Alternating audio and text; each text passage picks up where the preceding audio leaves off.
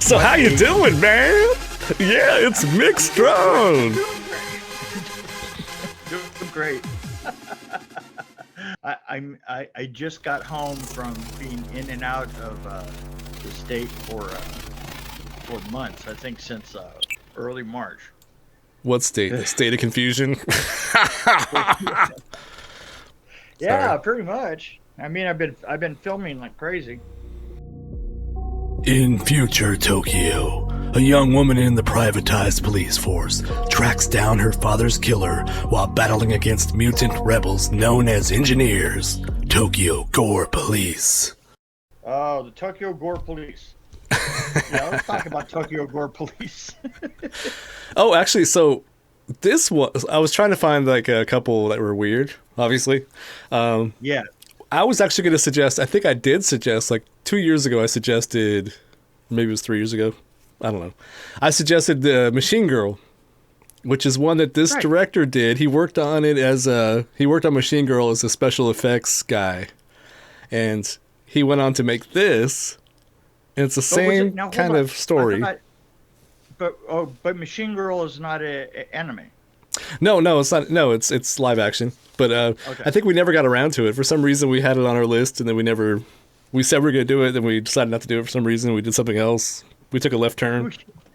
We should do that just from the point of view of maybe it would be better. Maybe, but he didn't direct that film, one, so. Gotcha. Okay. Which actually, by the way, since I'm talking about this guy, I should probably pull his name up. I had it up. I had it right here. Oh, it's Yoshihiro Nishimura. I think I said that right. If I didn't say it right, then I apologize. Give me a call, Yoshi. Yoshihiro Mishimura. Yoshihiro Nishimura. Mishimura. Okay. So. Don't ask me to pronounce anybody else's name. I'll tell you, the honest God truth is I did not have the slightest idea what was happening. I'm actually overwhelmed by this one. In fact, there's a lot to dissect here. See what I say? I mean, I just, first of all, individually, some really untalented people and some talented people, but I couldn't tell which was which after a while. The makeup special effects went from marginal to unbelievably bad. Oh no, that's what was good.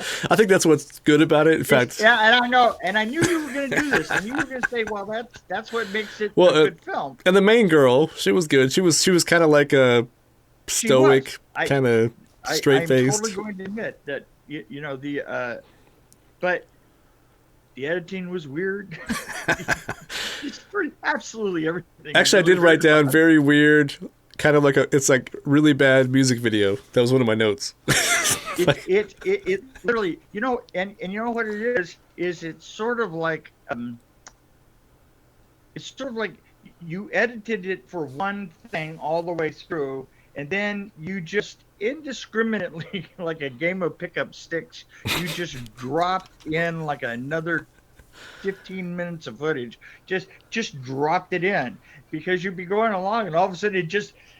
I mean, I just don't even know the relationship to what I'm looking at on the screen. The commercials, about 30 seconds, and then when it goes away, it's gone. You're never going to see whatever that was again. And there were all these commercials that came out of nowhere, like Harikiri, which us Americans would say Harikiri, but or wrist cutting is so cool. Wrist cutting is so cool. Yeah, I really like the public announcement for wrist cutting. You know, but they were all cutting their wrists the wrong way, so that doesn't count. Let's prevent Harikiri. I can't remember what. Yeah. It hurts people or something. That's what the message was, that it hurts people. It literally before you would ask me a question about it, I would have to go back and watch it again because the first time. Well, do you see why I said don't watch this in fast, because you'll miss everything? If you speed it up. I could not speed it up. There was no way to do that because it just and I know that there were a couple of outrageously funny pieces, but there's so many pieces. Well, I like the bad effects. I really like the rubber arm when she was cutting something. The real arm compared to the fake arm. And then the head explosion. Did you notice the shot? Okay, this is one thing that annoys me that YouTubers do sometimes. They'll be reading a script or something, and they'll be like, and then it'll cut to the same exact shot, like the same. It won't change like how close it is or anything. It'll just be the same shot. It just cut to that. Like, so if I cut to myself right now, it looks like shit, right? Yeah. But they did that in this movie right before his head exploded. I'm like, what the? They did. It's almost, you know what it's like? It's almost as if they had a whole shot that they had a whole bunch of really bad shots, right? So they said, we'll just take the beginning of that whole shot and add it to the back of this whole shot, and we won't put in something in between in the middle of it, right? Well, that whole shot actually was a wider shot. Yeah.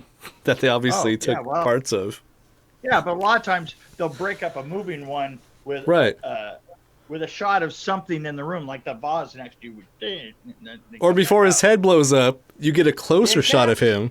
You don't stay in the same distance and cut to it. Now I was going to ask you a question. Oh no! If you were if you were watching a film, right, and you're in a given situation, and all of a sudden the camera goes oddly wide on the car, right? Yeah. I mean, I am not kidding. Paula and I have both gotten to the point that we'll go probably 2 or 3 seconds before it happens. We'll go, hey, they're gonna blow up that bridge, or they're gonna blow up that car, because there's this set shot that they do just before that. You know, it's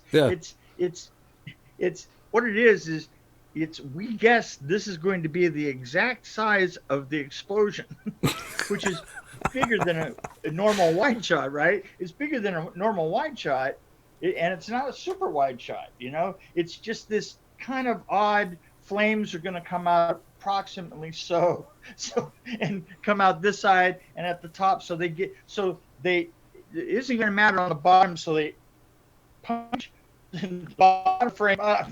And all of a sudden you get this parallax view. You're going, so they're gonna blow up the car. Look, they die by blowing the car up, and the next thing happens is the car always blows up. Well, it's like that Jackie Chan movie where they took that shot of the hill all of a sudden, and then all this stuff started happening. Right. Where you're looking at the hill, and you're going, why did they build the entire hill right there? And you're going, oh yeah, okay. Yeah. They had to set the tripod there. Well, actually, okay. The other thing too, I actually liked how cheesy this was, because I guess I like bad effects sometimes, like especially if it's not really taking itself seriously, obviously, but like they weren't really trying to make it look amazing. But I also like the fact that I watched the English dub, which made it even more cheesy. And I think one lady did like 4 voices, and the worst one was the kid's voice. My mommy. That's how I did it, and it was really, really bad. The kid's voice in the beginning. It was so badly kind of like put together. What did you think about that segment that was? It looked like they literally took the storyboards from the movie and used those as animation. You know, occasionally, almost accidentally, because they would put the wrong thing the wrong color that they were trying to balance out, and they'd destroy everything else. And you go, hey, that's the most interesting thing they've done. Well, I was there for the gore. I was there for all the blood spraying out. And actually, my favorite shot was the one, I'm not ruining anything, it's in the trailer. It's where the guy gets his arms cut off, and he's spraying blood, and she just puts an umbrella up and just casually walks away. And the amount of time that they will watch, that show watches rubber monsters and rubber monster pieces, the more you go, wow, they look like rubber. Oh yeah, everything was rubber. But, yeah. Hey, did you notice this though? Remember what I was talking about in Blade? And I said that, you know, when I did the shower scene, that I didn't want wanted the blood to look like this visceral thing when it like it's attacking you. So I didn't want it to immediately run down. And if you notice in that film that all the blood that was in there was so watered down. Well, they had to spray it. It would spray, but it would also just like run down their faces, and just almost everything rolled off. This is just me being petty. Well, I was wondering if the guy that did the special effects was like a former landscaper, because I was like, he must have brought all of his sprinklers with him, and like I said, it looked like every effect had sprinklers somewhere, like some kind of. There was one point where somebody gives the guy a gun for his he's going to kill himself. He gives him this little tiny gun, and he blows his head off, and then it cuts to the head completely gone. It was hilarious. Literally, it looked like he put a bomb on his forehead. Well, just like okay. A little flap of skin, a whole bunch of blood, and a little flap of skin over here, and that spraying blood, right? Oh, I noticed. I was going to bring something up that reminded me of 1980s Mick Strawn. Oh, the breast milk with the skeleton. That's pretty good, wasn't it? It reminded me of 80s movies. I'm like, wait a minute, did I see that in Mortal Kombat, or was that Friday or Nightmare on Elm Street 4? No, was it 3? You know what? 3. We had a motto. Two tits will never do. Well, not the breast milk, but I know we did the skeleton thing. Where you see a. Right. Skeletons and breast milk. What? Yeah. But I did like the snail girl. Like, I like all the weird creatures that came in, like the snail girl. The weird, bizarre peeing scene was kind of disturbing. The giant penis, I could keep going, but I'm probably going to stop there. There's a lot of weird things. Most of them came right in my head and right out the other side. But it was all like back to back to back to back. And then they did this animation scene that was using storyboards, probably. It was just, I was like, what was that? There wasn't anything that they were going to leave out, I got to say. Did you notice they did segments that were just half cartoon-ish. It was, they were like attacked by an AI or something. You were like, huh. It was almost like that was an animation I would probably do. That's how bad it was. Just like clip art basically that's moving around like. How'd you feel about the battle scene? I felt like it was a little like slow, like they'd stopped, set up something, and then did it. Which one was the battle at the end? At the very end, yeah. I'm like, it felt really weird, like awkward, like slow. It did. It well. See, when was this done? This was done in the 90s, right? 2008. 2008. Well, that's about when it started to happen that we started to see fights that were almost completely poles and cabled rigs and stuff like that, and accelerators and pumps and all the rest of this, so that they were hyper fights. If you look back at the fight that was in which one with Roddy Piper, John Carpenter film? They live. Isn't that like a decade earlier though? Isn't that around the late 90s? It's called They Live. They Live. Yeah, that's 88. You're talking about like this is 2008. That's like. Whew. Yeah, what I was saying is They Live was before the hyperness of fights, right? And that's kind of what we're expecting to see these days. Yeah, no, and totally. If it doesn't happen, you're kind of like, it's slow. So the best trick is to. I think it's bad editing. It's bad editing. See, they it's almost like they let the camera run. Okay, now you're gonna punch that guy. Now you're gonna do this, and then they didn't bother to edit it to make it more interesting. Like. That's what's staying on my finger. I was afraid it was gonna get hurt if I. Yeah. I really just didn't even get this film. I didn't understand it either, but I actually I enjoyed it. I thought the devil was really disappointing, though. I mean, the guy that opened the door, and he was like, whatever. The thing is, they were trying to do something. They're trying to get a very low budget kind of a comic book look. And the funny thing about it is, and I've come against this before, to do a really good comic book look, it costs a lot of money to be that simple. Hey, it costs a lot of money to look that cheap. Yes, I see what you're saying. Yes. And these guys didn't have the money. Yeah, exactly. So, well, money isn't everything. I mean, come on. Roger Corman didn't spend much money, and some of his movies are amazing. I thought this was actually pretty entertaining. I just thought it was overwhelming, though. I'm like, what the hell is going on? It's too much. It was sensory overload. Come on, you got to admit that it just did everything it could to lose you. And the bad effects were amazing. I actually liked the bad effects and the creepy snail girl, all that stuff. It was like Evil Dead, but like a couple steps farther. Like it's more absurd, I guess. Yeah. No, it was. What would this movie be like in reverse? They should have done it in reverse. Why not? It would make just as much sense. Well, see, now you enjoy it because it's bad, and usually that kind of annoys me after a while. Annoyed. So, well, I think that the best that I could do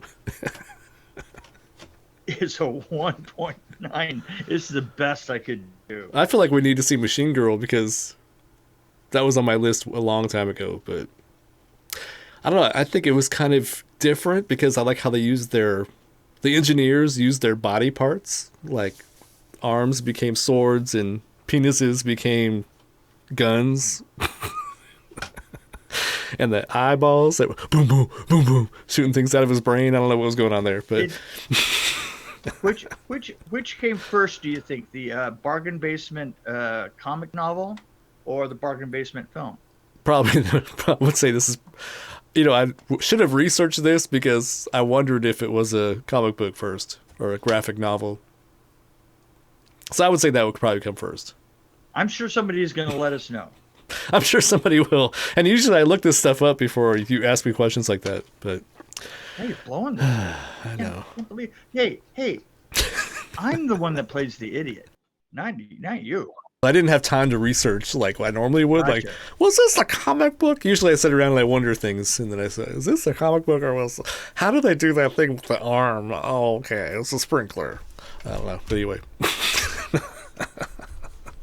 So I give it since you gave it a 1.9, I have to add at least, I think it's a 2.9. It's strong enough to almost be for my enjoyment level. Okay, if I looked at this as a movie, I would rate it probably I'd agree with you. But a movie would be 1.9, but I enjoyed it to make it a 2.9. Over the top. The violent, the blood everywhere, the fake rubber arms. It was great use of rubber arms, I have to say. Well, it was obviously there was very little CGI used. That's another thing. You could obviously tell that. Yeah. When people and look, what I'm saying here is that when people say, "Hey, I hate CGI and anything it can do," I just hate it. From now on, I'm gonna go, "Hey, I got a film you should see." If somebody took this and added some CGI to it, I bet you, especially nowadays, probably sweeten it up a little bit. A little sweeter. I'm going to take it and edit it to a music video. I think I can make an amazing Cryptamnesia video with this. Wait a minute. You know how I'm going to take Cryptamnesia. I'm going to take... You just line this sucker up in 3-minute increments and it's all ready. No, I'm going to make it even more confusing. Rock menus. I'm going to take it down to 3 minutes, make it even more confusing, and use our theme song for it. There you go. I should get permission from the director, though. I feel like we need to have that director on our show, actually. I wonder you have a need for that? I do have a need for this, because I want to ask him about the rubber arms. I don't know what I'm talking about. Where was it filmed? I would imagine Japan somewhere. Yeah, it was. Yeah, okay. But I mean, I couldn't tell if it was a Japanese or a Korean film. It's Tokyo kind of gives it away, I think. Oh, that's right. Hey, it might be in the title. You don't know. It was set in Japan. Futuristic, chaotic Japan is what I just found here. Futures, as opposed to modern. So I enjoyed it more than you. I guess that's what we've learned here. Yeah. That you have no sense of entertainment. I'm just kidding. I don't think that we were way apart here, buddy. Not really, but I enjoyed it more. In fact, I didn't care that it didn't make much sense. And I just sat there. I think I watched it in the right frame of mind. I was like, oh, okay. Gore. Yeah. Blood. Okay. See, that's the kind of that you have to be just about as crazy as it is, you know.